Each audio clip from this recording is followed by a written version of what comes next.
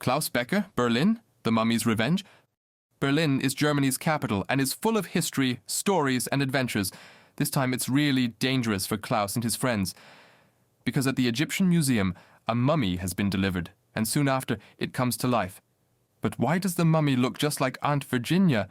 A wild chase through Berlin begins because no one can stop the mummy. To save Aunt Virginia, Klaus and his friends must outsmart the mummy. But they can only do that if they solve the mummy's riddle. If they don't succeed, Aunt Virginia is at risk of disappearing, and all of Berlin might sink into eternal chaos. So much can be revealed. The three friends even have to fly through the air to get closer to the mystery. So what are you waiting for? Head to Berlin for Klaus Bekker and the Revenge of the Mummy. The Klaus Bekker stories are so popular that there is a dedicated app for them. All the adventures, information about the main characters, a world map, and you'll always know how far you've listened to each adventure, and of course in which of the 9 languages. Get the Klaus Bekker app. Klaus with a K and Bekker with 2 Ks. Klaus Bekker, Berlin, The Mummy's Revenge. At the Neues Museum on Museum Island in Berlin, there was a lot going on this Friday evening. But it wasn't visitors crowding the large exhibition hall. Instead, it was museum staff, esteemed Egyptologists, and researchers from around the world whispering excitedly as a very large crate was delivered and set up in the museum's lab. The museum was famous for its Egyptian collection, particularly the world-renowned bust of Nefertiti, a golden statue that attracted millions of visitors year after year. Moreover, there were many other exciting exhibits from ancient Egypt to see here. The museum was an adventure playground for anyone interested in history. Today, a fantastic exhibit directly from Egypt was delivered, potentially becoming the museum's new sensation. It was a sarcophagus with an ancient mummy, an Egyptian princess, which had never been opened. Now, carefully, some experts removed the lid, revealing the nearly 3,000-year-old mummified body inside. As is customary in such cases, the sarcophagus was left open for a few days under optimal climatic conditions, allowing the contents, including the body and the multitude of valuable burial treasures, to slowly acclimate to the oxygen-rich air. At the moment, there wasn't much more for the experts to do. Only in the coming weeks could they begin to examine the find in more detail and conduct their scientific experiments with it. In the next room, there was now a small celebration. A few speeches were made, and a few glasses of champagne were passed around. Everyone was looking forward to the work starting soon. No one really paid attention to the mummy in the lab now, but it would have been better if they had, because something truly incredible happened. The mummy, dead for thousands of years, opened its eyes and first slowly, then more quickly, rose from its sarcophagus. The 2 guards standing at the door immediately fell into a deep sleep at the sight of the mummy. The mummy began to shed the linen cloths it was wrapped in, open a window, and disappear outside. No one in the museum noticed at this point that the mummy, which had just been delivered, was no longer in its sarcophagus, but was alive and wandering around Berlin.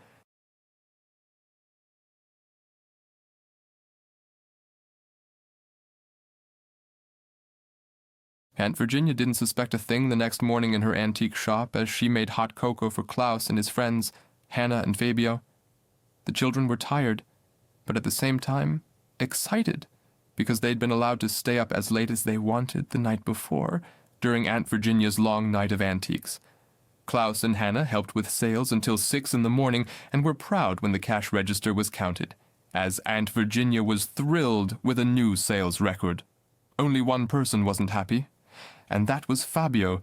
He had fallen asleep deeply by 11 o'clock. "You get to stay up late once, and I sleep like a baby," he grumbled. He didn't feel grown up at all this morning. On the contrary, he was terribly embarrassed to have dozed off like a toddler. And everyone could see it. Fabio had slept the whole night in an antique rocking chair, one of the few items that hadn't been sold that night. "Be glad," Hannah cheered him up. "At least you'll be fit tonight, while we're already snoozing away." Still, Fabio's self-esteem was quite bruised, and even Aunt Virginia's delicious breakfast didn't taste good to him. That's when the shop doorbell rang. "We're closed today," Aunt Virginia called out. But the visitors didn't seem to care. It rang a second, a third, even a fourth time, and then there was pounding on the door. With a sigh, Aunt Virginia got up. "Some customers just can't hold back," she muttered as she opened the door. But to her surprise, there were 4 police officers standing there, and their stern looks didn't bode well. "Are you Virginia Bekker?" one of the officers wanted to know. Aunt Virginia nodded, though with a really bad feeling in her stomach, and unfortunately, with good reason, because the officer continued, "Virginia Bekker, you are under arrest. Please follow us voluntarily to the police station, otherwise we will have to handcuff you." Klaus was so shocked that his spoon fell into his cocoa. Aunt Virginia was being taken away. What on earth was going on?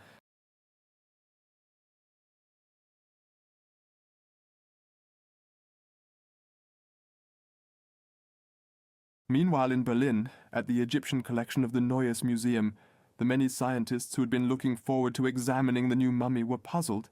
The mummy was gone, and only the empty sarcophagus was left behind. "Someone must have broken in and stolen it," suggested an Egyptologist. But a professor of ancient history who had traveled from Paris pointed to the traces. "Broken in? This looks more like someone broke out.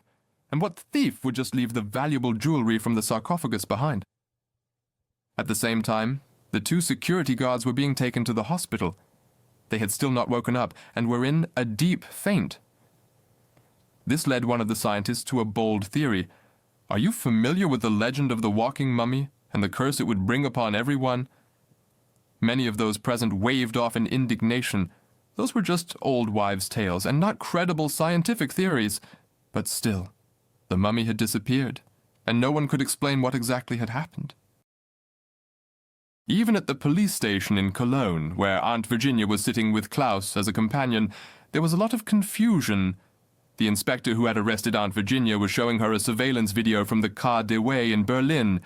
The Quai des Way is Germany's largest and most famous department store, offering practically everything one needs for life, as well as a plethora of luxury items and gourmet specialties from around the world. Anyone visiting Berlin should definitely stop by. However, the video being shown to Aunt Virginia had been recorded the previous night. It showed a lady who had somehow managed to break into the store, and who was shamelessly helping herself in the women's clothing department. She picked out a dress, a matching coat, comfortable boots, and finally a hat. The inspector smiled at Aunt Virginia confidently. "You can admit it. The footage clearly identifies you as the burglar, or to put it another way, that is clearly you." Merchantability or fitness for a particular purpose. See the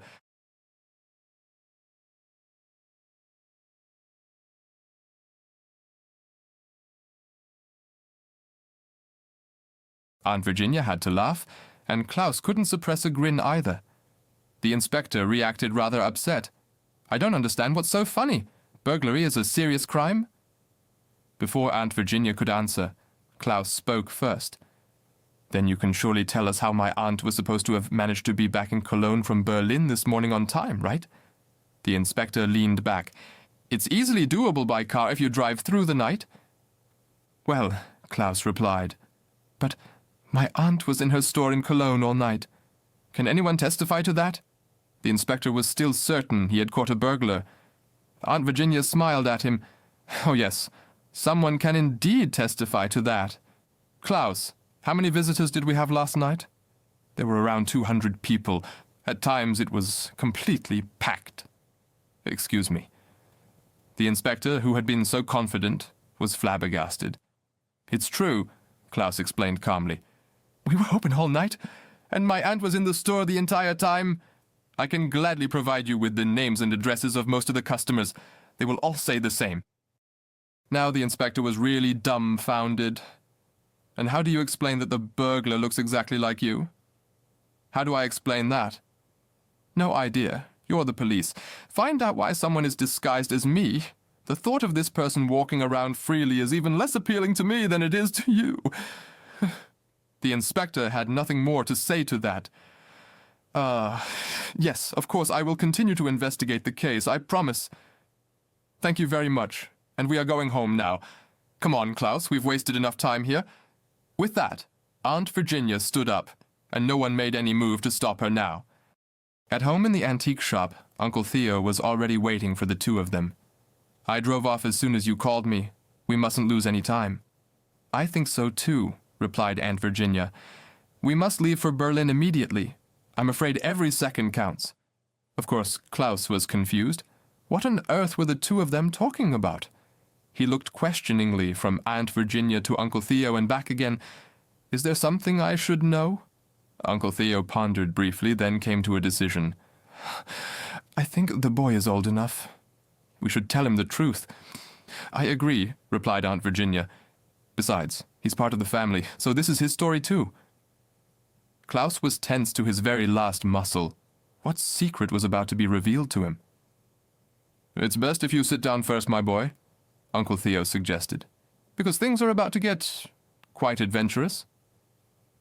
Klaus did so without any objection. He was too eager to find out what was coming next. Aunt Virginia immediately began to tell the story. "It was back in the 1950s. Your Uncle Theo and I were very young students and took part in excavations in Egypt. We were searching for missing mummies in the Valley of the Kings, and the leader of the excavations was none other than the man you know today as the Baron." "The Baron?" Klaus almost fell off his chair. "The guy who always and everywhere tries to harm us, corner us, or capture us." "Exactly," replied Uncle Theo. "Only unfortunately we didn't know back then what a lousy character he really had." "Quite the opposite," said Aunt Virginia. "He was actually a really good scientist, and we followed him blindly. That's exactly what makes him so dangerous as an opponent today. So we helped him with the excavations, and after a few weeks we were successful. We actually found the mummy of an Egyptian princess who died about 3,000 years ago. It was a sensational find. Historians would have spent years studying her and her burial items." She paused for a moment, and Uncle Theo continued. "But the Baron wasn't interested in history. Even back then he was experimenting with genetics and was obsessed with using human DNA to bring a mummy back to life. You know what DNA is, right?" "I think so," Klaus replied. "DNA is the tiny parts from which all life is built. Plants, animals, and humans too. No DNA is alike, except in the case of twins." "That's exactly," Aunt Virginia continued. "And that's why he secretly took my blood while I was asleep back then, to get my DNA and inject it into the mummy through a complex process. Fortunately, we realized in time what he was planning. We discovered his lab, and the Baron fled. Since then, he wants to take revenge on us." "And what happened to the mummy?" Klaus could hardly contain his curiosity. Uncle Theo answered slowly. "At first, we wanted to burn it as quickly as possible, but that didn't seem right to us. After all, we didn't want to disturb the princess's eternal rest. Besides, nothing had happened. We thought we had thwarted the Baron's plans in time. That's why we buried the mummy where we found it." Aunt Virginia sighed. "Well, and that was probably a big mistake, because now someone has dug up the mummy again, brought it to Berlin, and it has apparently woken up again. That's why it looks like me. It's my DNA that keeps it alive. In a large part, we are identical, and it will need more and more of my DNA. Otherwise, it won't stay alive for long." "Then you should just hide," Klaus suggested, "and wait until the problem solves itself." Unfortunately, it is not that simple. Aunt Virginia stood up and grabbed her large suitcase that was on a display cabinet. "She will look for me and find me. I can already feel her presence. She will also feel mine in return. I cannot run away from her. I have to face her. No, Aunt Virginia, you must not. We will find some way." He put his arm around his aunt, wanting to gently pull her towards him. And then it happened. Klaus had one of his visions. In these visions, he could look into the past, but sometimes he could also see things from the present. It would then play out like a movie in his mind's eye. And now he saw something. He was looking into a large room, so to speak. This room was full of Egyptian exhibits, apparently a museum. Next to the sarcophagus, he now saw the mummy. 3 men were trying to attack it. But the mummy made a hand movement, and the 3 men immediately fell asleep. It was obvious that it mastered some kind of sleep spell. Then it turned around and spoke loudly. "I can see you too, Virginia. I can always see you. Come to me and we will settle this, just the 2 of us." With a scream, Klaus awoke from his vision. Aunt Virginia and Uncle Theo looked at him worriedly. This time was completely different from his usual visions. This time Klaus was really shaken, and he whispered, "You are right, Aunt Virginia. She is connected to both of us. We are related, whether we want to be or not." Aunt Virginia nodded silently. All of them had to go to Berlin to confront the mummy. At the same time in the museum, the mummy was now showing its full powers. Everyone nearby had fallen asleep, and it had locked the museum doors tightly. No one could enter, and if someone did, he or she would be at the mummy's mercy. It now really looked like Aunt Virginia, only infinitely older. But this didn't bother the mummy. With time, it would regain its youth and its full powers, because it had found something much better than Aunt Virginia's DNA, something much fresher, much stronger and younger. It was the DNA of her nephew Klaus, who was still a child. She would catch him, and then no longer be a princess, but a queen who might even rule the whole world. She put on one of the dresses she had gotten at the big department store, KaDeWe, and now looked almost just like a normal person, as peaceful and friendly as Aunt Virginia looked. Only this version of Aunt Virginia had no qualms about enslaving first Berlin and then the entire world. A little later, Klaus, Aunt Virginia, and Uncle Theo had come up with a plan. They would fly to Berlin together as soon as possible. Since the mummy might also be after Klaus, his friends Hannah and Fabio would accompany him. At first, Virginia refused to take Klaus along. This mission would be too dangerous for him. But Klaus managed to convince her that his special powers could be useful in confronting the mummy, and that sooner or later he would have to face the Egyptian princess anyway, should she defeat Aunt Virginia. Fabio and Hannah immediately agreed to act as bodyguards for Klaus. After all, he had often risked life and limb for his friends in the past.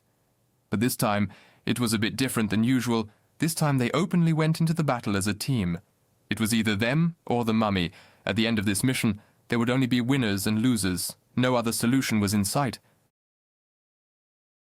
But the mummy was also preparing for battle and was looking for allies. It didn't just use its sleep spell to take out opponents, but also to communicate over long distances. That's exactly what it did now. It appeared in a dream to the Baron, who lived far away in New York while he was asleep.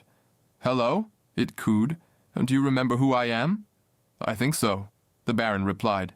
"We met ages ago in Egypt. I thought you were lost forever." "So did I.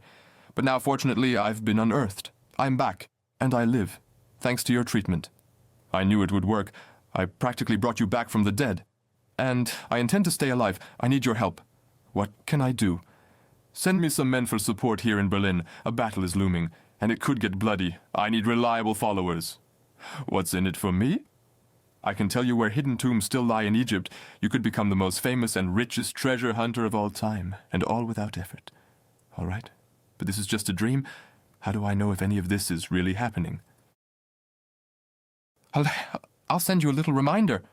With that, the mummy ended the conversation. In New York, however, the Baron had just woken up. He yawned and murmured, "What a crazy dream." Then he noticed something crawling over his stomach. A large, gold-glittering beetle. More precisely, a scarab. The beetles that were always sacred to the Egyptian kings and had been considered extinct for many centuries.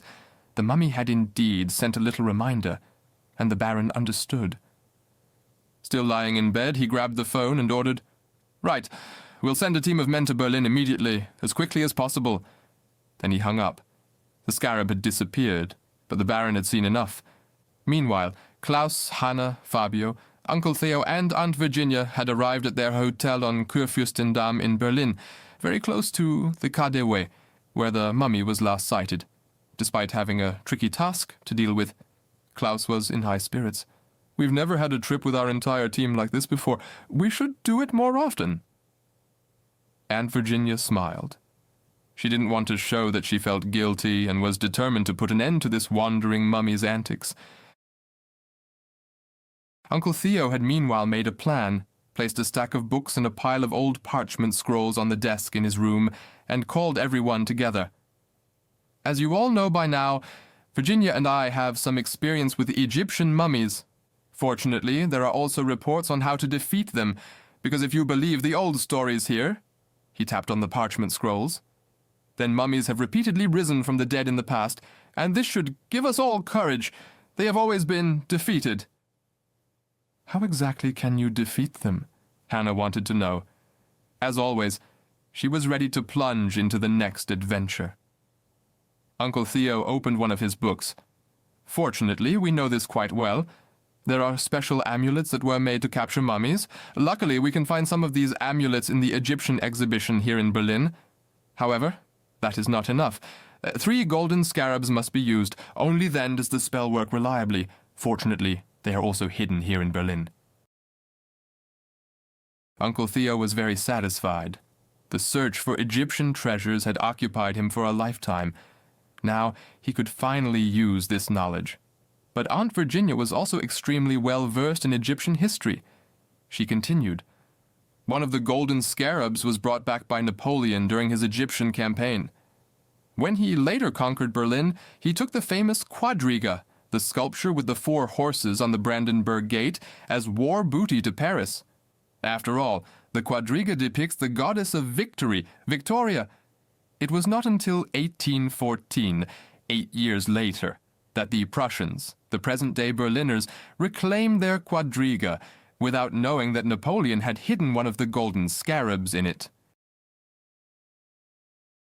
Wow, the kids were impressed. Even though Aunt Virginia and Uncle Theo often seemed like rather eccentric old folks to outsiders, in reality they were serious scientists with a seemingly endless wealth of experience. However, Fabio still had a question. And where are the other 2 bugs hidden? We are certain that they are here in Berlin, and we hope to find more clues. Maybe his special abilities will help us in the search. He put his arm around Klaus's shoulder. Klaus nodded seriously. Don't worry, I'll do my best. Well, then the mummy has already lost. So let's head to the Brandenburg Gate. We need to check out the quadriga. The Brandenburg Gate is located right in the middle of Berlin, directly next to the Reichstag, where the members of the Bundestag regularly hold their sessions and govern Germany. Not far from there is the Federal Chancellery, which is jokingly called the washing machine by Berliners due to its partly round architecture. In front of the gate is a large open square, and behind it stretches the world-famous street Unter den Linden with magnificent buildings and hotels. From the square below, you could see the quadriga well. However, you could also see that Klaus, Hannah, and Fabio, who had been sent ahead to explore, were facing a problem. The gate is damn high. We'll never get up there so easily, said Hannah. Fabio looked around. Besides, there is police everywhere. They would arrest us immediately. But Klaus had discovered something else. In the square in front of the gate, there was an exhibition with numerous stands. It was a reminder of the more recent German history. For over 40 years, until 1989, Germany was divided into a western and an eastern part. Most of that time, travel from east to west was strictly forbidden, and the border was guarded by armed patrols. Nevertheless, citizens from the east repeatedly tried to reach the west, sometimes in very adventurous ways. Many of them dug tunnels, others swam across the Elbe, the border river, and 2 families once dared to take a very special route. They secretly floated over the border at night in a hot air balloon. And that very balloon was exhibited here in front of the gate?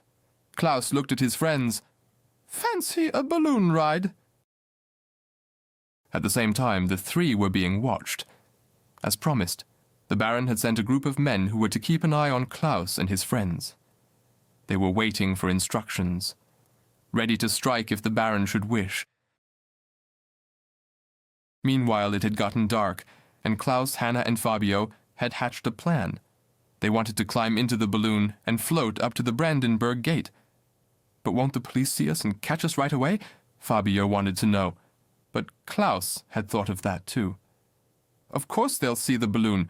We'll hide in the basket. They'll believe the rope came loose and we'll quickly catch the balloon again. But by then, we'll have secretly climbed out and grabbed the scarab. The police will pull the balloon down again, we'll get in, and back down we go. And then, won't everyone be mad at us? Of course they'll be mad. But we'll act like silly little kids, cry a bit, and then they'll let us go. 5 minutes later, they put their adventurous plan into action. In an unobserved moment, they jumped into the balloon and cut the line that held it to the ground. Immediately, the balloon began to ascend. The children ducked down, hearing loud shouts from below. "The balloon is taking off on its own!" Another shouted, "Ma, we have to catch it again!" But at that moment, the balloon had already reached the roof of the Brandenburg Gate. Klaus and his friends jumped out, unseen in the darkness. They were already standing next to the quadriga. And now? Hannah looked a little confused. They hadn't thought about how to find the secret compartment. But Klaus focused, grabbed the leg of one of the horses of the quadriga. And then he had his vision. Klaus saw Napoleon, easily recognizable by his famous hat, hiding a box in the quadriga. He pressed a lever, and the 4 horses all turned in one direction. Apparently, there was a mechanical device hidden in the statue. A small compartment opened, and that's exactly where he placed the small box. The vision ended, but Klaus had seen enough. "Here, we have to pull here." He pointed to a small lever, quite hidden among the horses' legs. Fabio pressed it as hard as he could, and indeed, the 4 horses of the quadriga turned slightly to the left. An opening appeared, with a small package inside. Klaus took it, opened it quickly, and a golden scarab appeared. "Now, we just have to find a way down," Hannah said. But by then, a lot had happened down on the square. First, a helicopter had taken off, catching the balloon hovering over the Brandenburg Gate with a rope, almost like a lasso. Down on the square, strong men began to pull on the rope. The balloon slowly but surely came back to the ground. Klaus, Hannah, and Fabio quickly jumped back into the basket. In just a few minutes, they'd have solid ground under their feet again. But down in the square, everyone was looking at the quadriga. The horses had moved. How could this have happened? When the balloon touched down again, all eyes were still on the Brandenburg Gate. There was too much confusion about how the horses could just move like that. No one paid attention to the balloon anymore, even less so to the 3 children who jumped out of the basket in the dark and quickly disappeared. Klaus laughed loudly as they had covered a few hundred meters and were no longer being followed. The first part of their mission was already accomplished.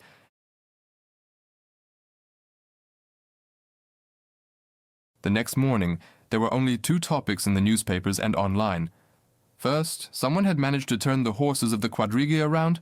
No one in Berlin had even thought that was possible.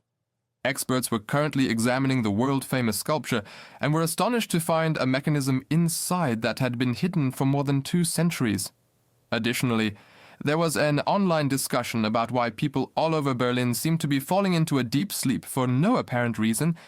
A few photos also showed an older lady who apparently was always present when this strange sleeping sickness broke out. The photos of her were blurry, and no one knew her identity. However, Klaus and his friends knew better. The woman looked exactly like Aunt Virginia, and was, of course, the mummy. It was high time to put a stop to her. Uncle Theo had discovered in his research that the second scarab beetle somehow made its way to America, but the trail was lost somewhere in the early 20th century, at the White House, the residence of the American president and his family. Everyone was a bit at a loss. Did they have to travel to the United States?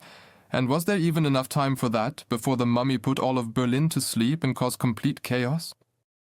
But Klaus was sure that his very special powers would not let him down. He took the golden scarab in his hand and concentrated, and soon one of his visions began, and a film from the past played in his mind's eye again. However, this vision was different from those he usually had, because his vision jumped through time several times. First, he saw American President Roosevelt sitting at his famous desk in the Oval Office, holding a teddy bear in his hand. Klaus was a little surprised. Why was the president playing with a Steif toy? But then, Klaus saw how the president took a golden scarab, hid it inside the teddy bear. And finally, he wrote a message to his successors that this teddy bear with its precious content should always be kept safely hidden. Then his vision jumped through time. He now saw another American president, John F. Kennedy, who during his visit to Berlin spoke the famous sentence, "Ich bin ein Berliner, making all of Berlin cheer."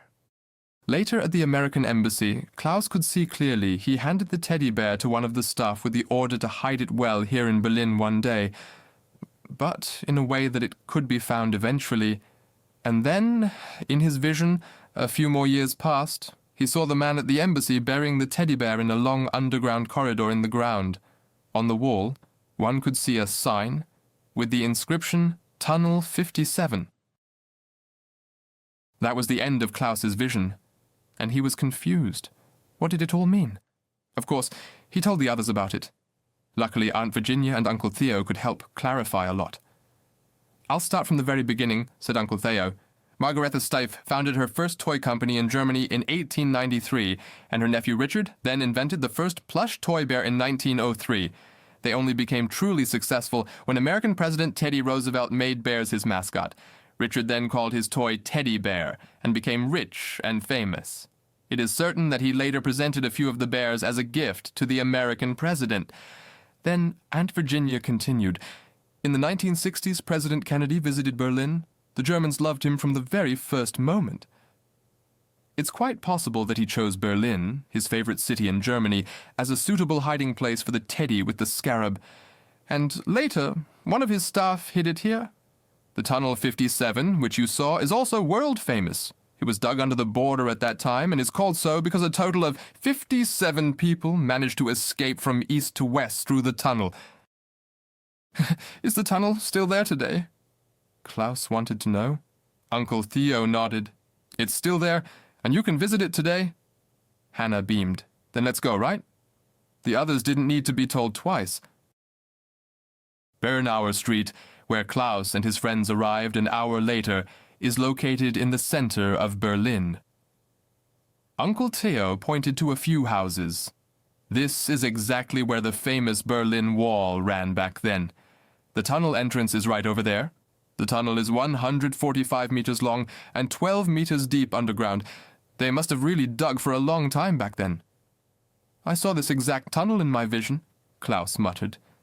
Meanwhile, Fabio pointed to a small group of tourists who were just descending. "A tour is just starting. We should just join and pretend we're also just tourists." As they approached the entrance, 4 of the Baron's men followed them. Klaus and his friends didn't notice that they too were descending into the tunnel, drawing their weapons as they went. Inside the tunnel, it was quite narrow, but you could stand everywhere. The tour guide was explaining that it would be dangerous to walk into one of the sidearms. There was still a risk of collapse here. You should always stay on the main path behind him. "Always follow me, and you will be safe." After about 20 meters, however, Klaus pointed to a sidearm. "We have to go in here. I saw this in my vision." The others followed him. After about 10 meters, they came into a small room. "And here in the corner, we have to dig." Fabio and Hannah had brought small folding spades, so the work went quickly. Within minutes, they stumbled upon a small chest. Klaus pulled it out. Inside was a very old, but still well-preserved teddy bear. "Careful," Hannah warned. "Don't break it. It's probably really valuable." But Klaus didn't need to. On the back was a flap, and behind it you could reach into the bear's insides. He did just that, and soon had the next golden scarab in his hand. Klaus held it up triumphantly. "Number 2 is ours. We're very close to the goal." "I don't think so," the voice behind them growled across the small room. They turned around and saw the 4 thugs. Their leader had drawn his gun. "Give us the beetle, and maybe nothing will happen to you." They were trapped. The exit was only a few meters away, but the 4 strong men blocked the way. But Hannah had an idea. She took the teddy bear with the scarab from Klaus. "You heard them, Klaus. We have to give up. They have weapons." Fabio couldn't believe what he was hearing. Hannah was always the last one to give up on anything. What had gotten into her? But Hannah took a few steps back to the wall with the teddy. The thugs came closer to her and were now in the middle of the room. And then it happened. Hannah quickly kicked away one of the wooden pillars supporting the ceiling. At the same time, she pushed her friends toward the exit. "Run!" she shouted, and the ceiling collapsed. Right in the middle where the attackers were standing. Klaus, Hannah, Fabio, Uncle Theo, and Aunt Virginia managed to get to safety in time, but the thugs were temporarily buried. The 5 of them ran towards the exit. "Great idea, Hannah," Fabio exclaimed joyfully. Hannah was almost bursting with pride, but urged them to hurry. "Get out of here quickly, before someone digs those guys out." A minute later, they were at the exit, listening behind them. They heard voices, but no one was following them. Quickly home, Klaus thought. We just need the last scarab now. Outside, the 5 of them jumped onto one of the famous Berlin double-decker buses. They wanted to get away from the crooks who were still trapped in the tunnel as quickly as possible. Klaus examined the second golden scarab and discovered something, an inscription in English. "Look in the memory of the city and find the Kreisfass," he read out loud. It didn't mean anything to him, and even Hannah, who spoke English best of all because she grew up in Australia, couldn't make sense of it. But Aunt Virginia immediately had an idea. "Memory," she said, "means memory in German, and Christ is Christus. I'm sure it refers to the Memorial Church. There's the famous Christ statue. That's where we should search." They followed through. At the next stop, they switched to one of the many tourist buses. "Next stop, Memorial Church," announced the bus driver. Klaus and his friends were practically on the home stretch. Meanwhile, in the tunnel, the rescuers had just finished digging out the buried people. Several police officers were also present. They wanted to know exactly what had happened there. What were these men doing here? They didn't look like normal tourists, did they? When one of the officers finally found a weapon on the men, they were quickly arrested and handcuffed.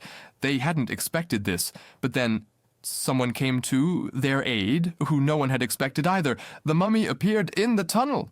One of the officers called out to her, "Stay where you are. This is a police operation." The mummy laughed, a long, confident laugh. "I don't need to come any closer, you little slaves." Then she raised her hands, muttered a few words, and the officers immediately fell asleep.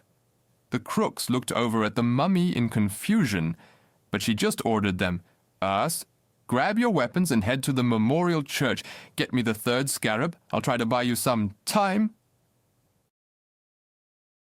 Aunt Virginia had dozed off briefly on the bus.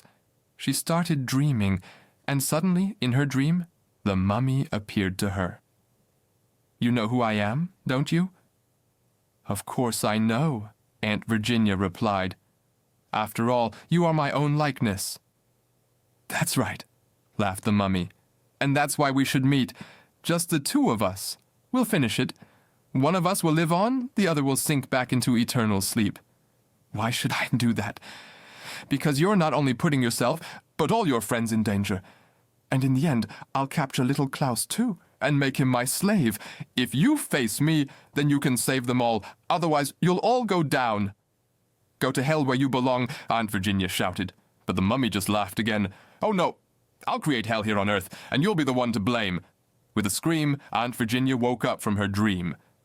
Klaus and the others looked at her worriedly. "Aunt, what's wrong? You're pale as a sheet." Aunt Virginia had to collect herself first. I saw her and spoke to her, the mummy. You all must leave me immediately. I'm putting you in danger." "Forget it, Virginia," Uncle Theo said decisively. "On the contrary, we won't take our eyes off you from now on." Klaus put his arm around her. "That's exactly right. You have protected me my whole life. Now it's time for me to protect you in return." Hannah and Fabio nodded in agreement, but Aunt Virginia's fear had not yet disappeared. "You don't understand this. The mummy and I, we are becoming more and more one. She already knows everything I know. I can see through her eyes. I will lead us all to ruin." "So what?" said Klaus, now even more determined not to let his aunt down. "I'm staying with you, period. And if I could choose, I would always bet on you and not on some stupid mummy. That concludes the matter, right?" "Exactly," shouted Uncle Theo. "Exactly," shouted Hannah and Fabio too. Aunt Virginia couldn't help it. Tears welled up in her eyes.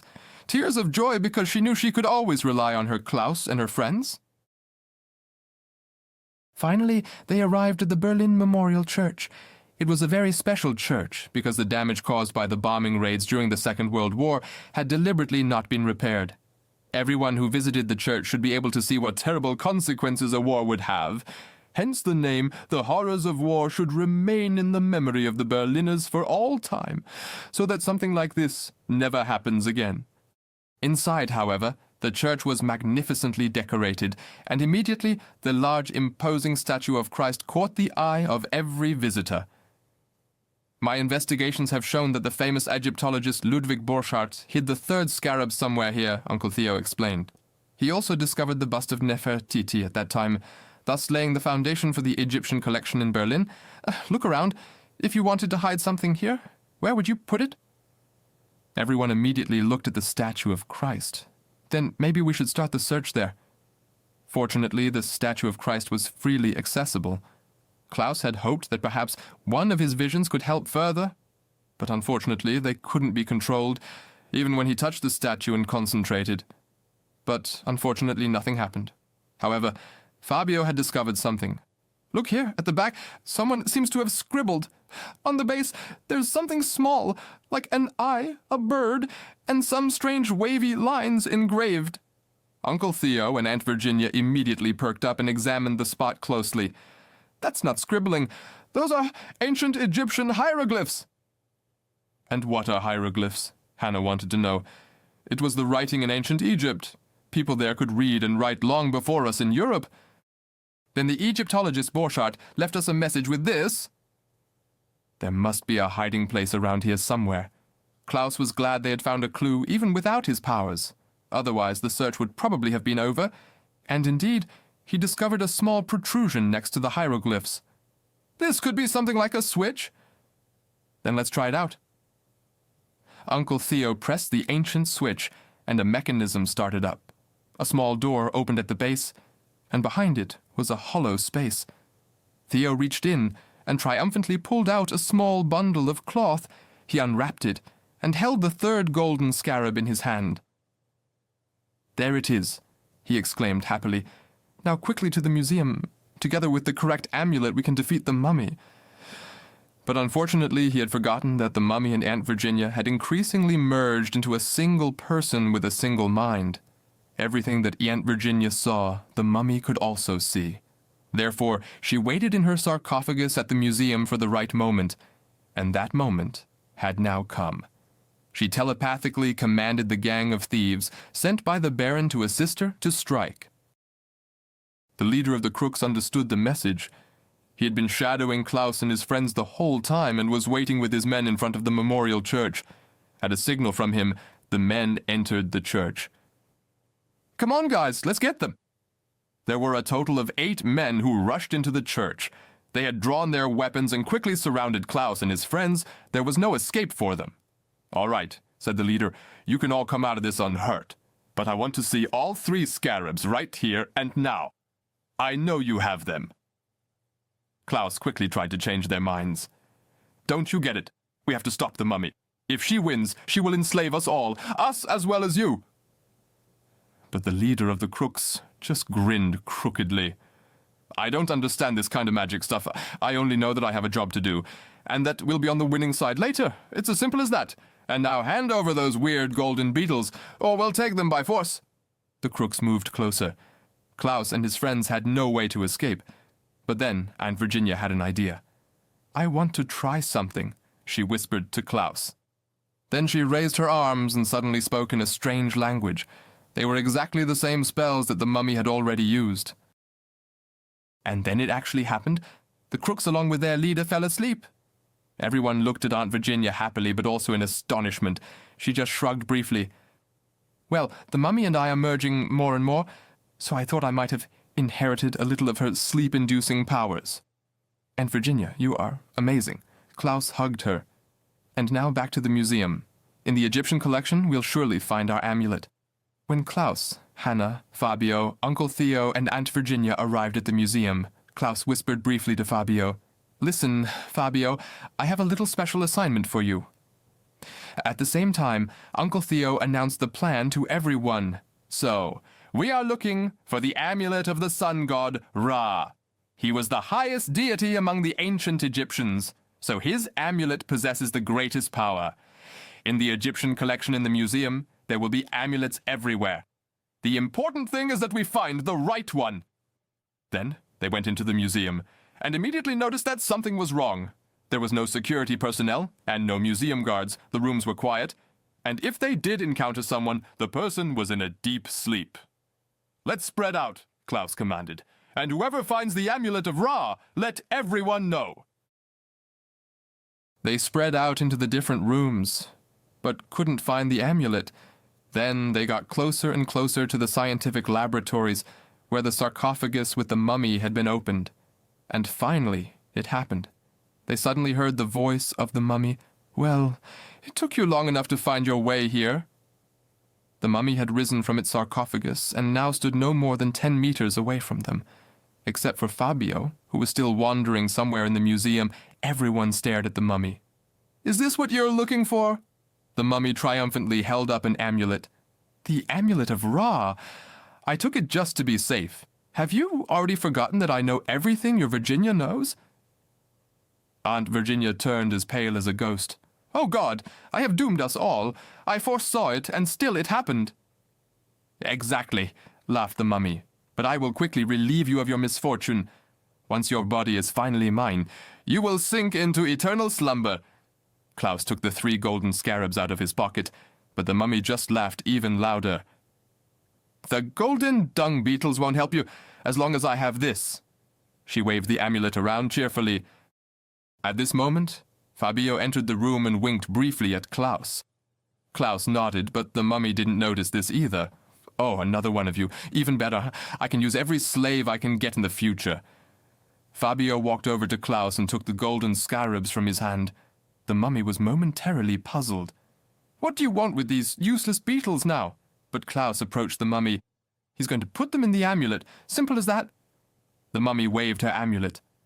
"In this? Well, I better destroy it then." A lightning bolt shot from her eyes, hitting the amulet, which immediately melted down. Only a small pile of ashes remained. Klaus shouted to Fabio, "Go, Fabio, now!" The mummy looked confused. What's all this about? But now it was Klaus who suddenly had the upper hand, and he was ready to continue distracting the mummy. "Quite simply, you have the wrong amulet. We lied to Aunt Virginia. Forgotten already? You know everything Aunt Virginia knows. And if she's wrong, then you're wrong too. We're not interested in the amulet of Ra. We need the amulet of the god Osiris. And our Fabio has it, along with the beetles. Fabio put the beetles in. Now." Fabio did the same, but unfortunately it wasn't that simple. The 3 beetles had to be placed in the 3 designated sockets on the amulet in the correct order. There were a total of 6 possibilities to do that. This gave the mummy a bit of time, enough to cast its sleep spell. It murmured the magic words, and everyone in the room closed their eyes. Fabio was still trying to place the beetles. The 3rd attempt. The 4th attempt. A great tiredness overcame him, but he bravely fought against it. For his friends. For all the people here in Berlin. The 5th attempt. Still nothing. Klaus and the others had long since fallen into a deep sleep. But Fabio kept fighting. He fought against the sleep, and finally succeeded. On the 6th attempt, he finally placed the beetles in the correct order. The amulet began to glow. You heard the mummy scream, "Ah!" Then it dissolved into a black mist, which quickly led back into the sarcophagus.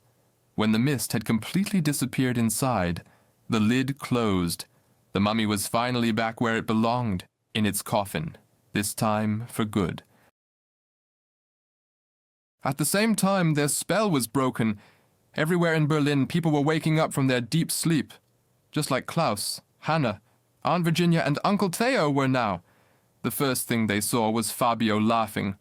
"I have good news, folks. This time I did not fall asleep." In distant New York, the Baron was raging. He could no longer reach his team, and he also heard reports that the mummy was now slumbering forever in its sarcophagus. His plan, which had begun back then in Egypt during the excavations, had ultimately failed. And what was almost worse, his old nemesis Virginia was cheerfully strolling through Berlin and had defeated him once again. But he swore revenge. Next time he would definitely catch her and her terrible nephew Klaus Bekker. On the train ride back to Cologne, Klaus and his friends, as well as Aunt Virginia and Uncle Theo, quickly fell asleep. No wonder, after all the adventures they had been through. Moreover, Aunt Virginia had treated them to a first-class ticket. So they had a very cozy compartment all to themselves and quickly dozed off. Only Fabio couldn't fall asleep. Apparently, he was still too excited from his duel with a real mummy. No one in Berlin had any idea what was behind this strange sleeping sickness, from which fortunately all affected had fully recovered. Something that annoyed Fabio a little. He would have loved to brag about his heroic deed, being the only one to stay awake when it really mattered, while everyone else, even the adults, had nodded off. Let someone try to top that. And so he enjoyed the train ride all by himself. A quiet, but indeed a real hero. The end. That was Klaus Bekker, Berlin, and the Revenge of the Mummy. But the stories about the three friends are far from over. It continues. Where? You decide, here with Klaus Bekker. In other words, off to the next adventure. Hol dir die Klaus Bekker App. Klaus mit K und Becker mit 2 K.